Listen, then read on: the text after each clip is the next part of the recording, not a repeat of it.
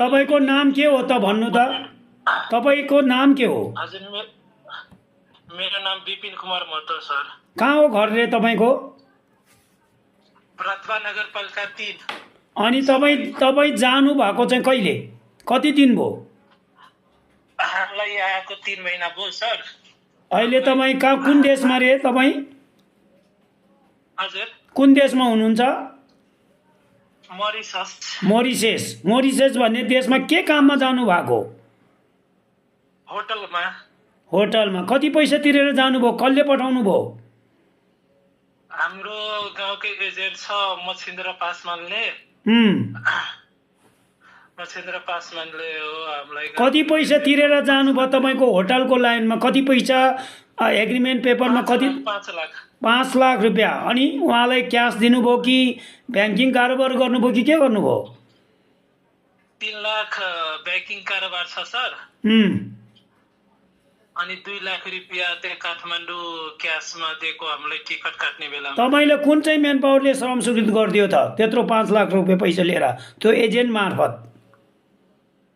होइन सर, हाम्रो त्यो श्रम स्वीकृति केही भएको छैन। हामीले भनेको हाम्रो श्रम स्वीकृति अनि पुलिस रिपोर्ट चाहियो। उसले भनेको सबै गरेर दिल्ली पठाइदिएछु। तपाईँहरू जानु। ए तपाईँ दिल्लीबाट भनेपछि तपाईँको श्रम स्वीकृत भएन? त्यसो भए भिजिट भिसामा पठाइदियो? हजुर। अब हामीले मागेको श्रम स्वीकृति अनि भनेको कि तपाईँहरूको सबै डकुमेन्ट त्यहाँ गइसकेछ अब दिल्लीबाट अब तपाईँहरूको हातमा मिल्छ अनि त्यहाँबाट फ्लाइट हुन्छ। हामीलाई दिल्ली पनि पठाएन, कलकत्ता पठायो, कलकत्ताबाट मुम्बई पठायो। मुम्बईमा पनि कोही मान्छे आएन। हामीलाई व्हाट्सएप गरेको सब डकुमेन्ट फर्जी निस्क्यो। अनि त्यसपछि हामीले भनेको यो हाम्रो जाँदैन टिकट, हामीहरू घर फर्किन्छु। होइन बाबु, तिमीहरू जाऊ, तिमीहरूको मरिससमा त्यहाँ पुग्ने बित्तिकै तिमीहरूको वर्क पर्मिट बन्छ। अनि यहाँ आउने बित्तिकै वर्क पर्मिट बन्छ। हामीहरू यहाँ आएको अनि काम लागेको हामीलाई खोइ हामीहरूको वर्क पर्मिट दिएन। आज दिन्छ, भोलि दिन्छ, गर्दै 3 महिना लस भयो हामीहरूको। तपाईँहरू 3 महिना के इन्डियामा बस्नुभयो? होइन, इन्डियामा हामीहरू 1 हप्ता जति बसेको। 1 हप्ता काठमाडौँ, 1 हप्ता काठमाडौँ अनि 1 हप्ता चाहिँ इन्डिया बसेको। अनि त्यहाँबाट इन्डियाबाट तपाईँलाई भिजिट भिसामा उडाइदियो मोरिसस। 2 महिना। अनि तपाईँको एजेन्ट थियो नि त्यो दलाल, सुन्नु न, त्यो एजेन्ट दलाल छ नि, त्यो दलालले अहिले तपाईँको सम्पर्कमा छ कि छैन? छ सर। के भन्छ? सम्पर्कमा छ अहिले। भन्छ अब 15 दिन हामीहरू ड्युटीबाट निकाल्ने त्योभन्दा 5 दिन पहिलामै नै हामीलाई उसलाई जानकारी गराइदिएको थियो कि हाम्रो यति तारिकसम्म ड्युटी छ, हामीलाई ड्युटी चाहियो, हाम्रो वर्क पर्मिट चाहियो भनेर।